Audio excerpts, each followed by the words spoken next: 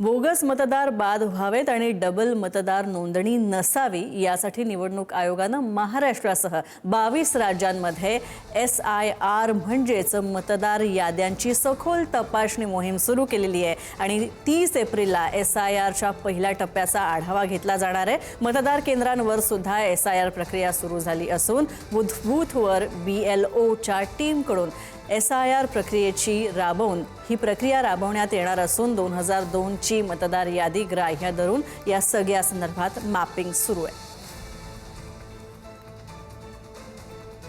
निवडणुकीच्या पार्श्वभूमीवर सध्या निवडणूक याद्या अद्ययावत करणं सुरू आहे आणि त्याच अंतर्गत SIR म्हणजेच गहन मतदार पुनर्निरीक्षण कार्यक्रम सुरू करण्यात आलेला आहे। नागपुरातील महानगरपालिकेच्या मुख्यालयात देखील अशा प्रकारचा एक बूथ लावण्यात आलेला आहे आणि या बूथवर येऊन मतदार जे आहेत ते आपलं SIR करू शकतात।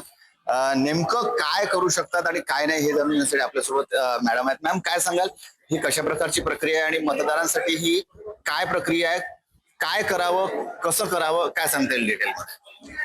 ऍक्च्युअली हे SIR म्हणजे आताच मी तुम्हाला सांगितलं स्पेशल इंटेन्सिव्ह जे रिव्हिजन होत आहे ह्या 2002च्या लिस्टचं।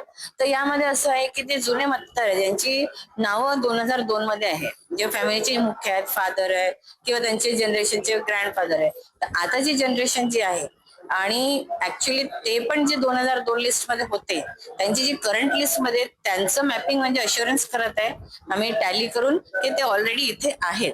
कारण बरेच जण कसे आहे की काही त्यांचे ऍड्रेसेस चेंज झाले, इथून निघून गेलेले आहेत।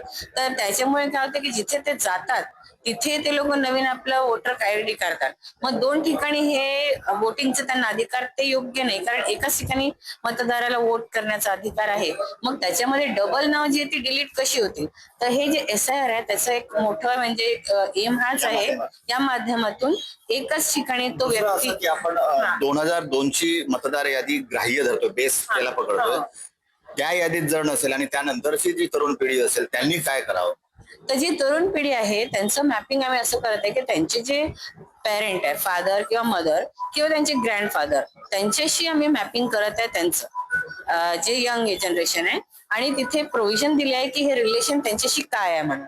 तर त्याच्यामध्ये जर सन असेल तर आम्ही सनला क्लिक करून त्याचं मॅपिंग करत आहे, डॉटर आहे किंवा ग्रँड डॉटर आहे, अशा प्रकारे त्यांचं मॅपिंग कनेक्टिव्हिटी तसे होत आहे।